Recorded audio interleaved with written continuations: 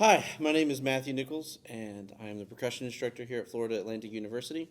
This was Etude number 7 from the 4-drum Etude section of Pedal to the Kettle. This piece is fairly straightforward without any tuning changes or any tuning challenges, as I like to call them. But we do have a couple of things we should probably look for in our own preparation to make this piece sound the best that it can be.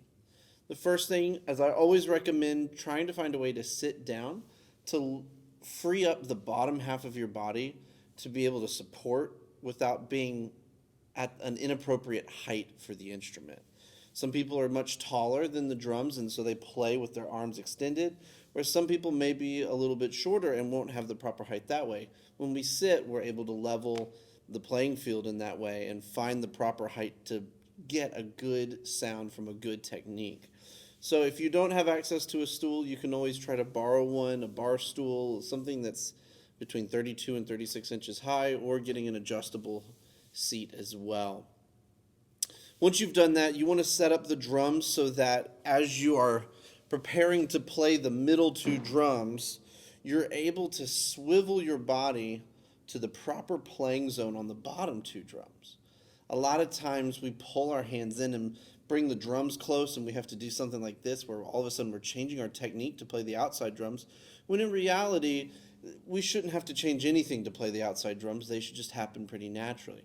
So I always like to start by making sure that I'm at a good playing zone on the middle two drums, and then I just twist my body so that I can play on the bottom two, and I might have to adjust by moving this drum further away or closer.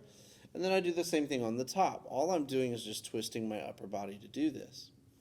That way, when you get going, and if you're having to read the music, you're able to reach for that top and that bottom drum without worrying about getting too close to the center or missing the drum completely. Inside this piece, there are 3 basic dynamics with a bonus 4th dynamic, where we have mezzo forte, piano forte, and then at the end fortissimo. I don't want to overplay my mezzo forte, but be sure to play it strong enough that you can make a big enough deal of the piano dynamic at measure 6.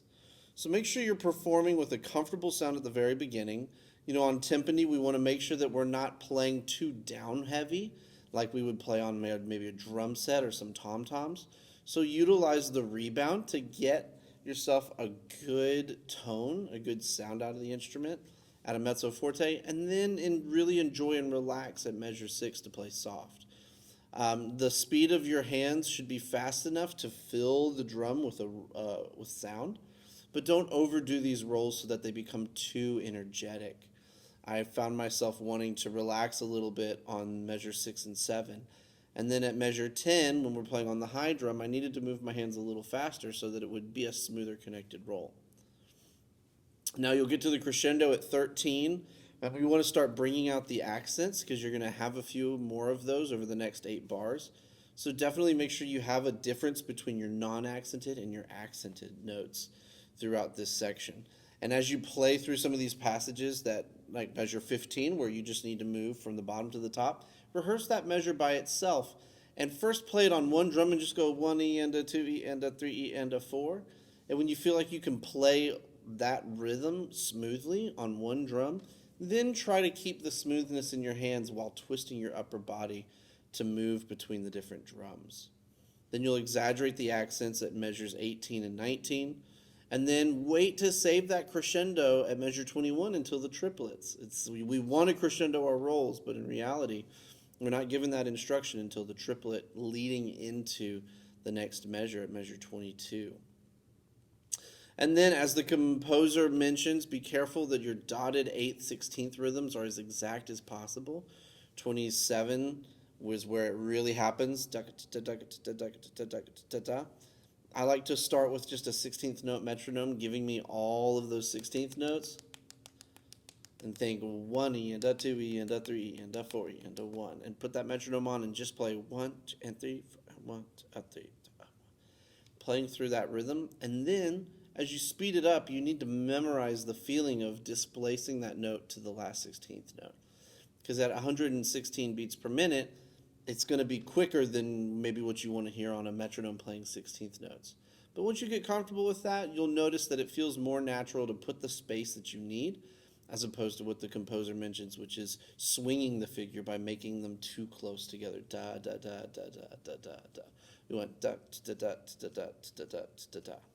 Really focusing on getting that rhythm correct. So if you go through this and you are able to address all these issues that I mentioned, you should have a pretty good performance of this piece. It's definitely one of the fun ones out of this book. So if you have any questions, feel free to reach out to me. Otherwise, I hope this has been helpful, and I wish you all the best as you continue on your performance journey of Etude 17.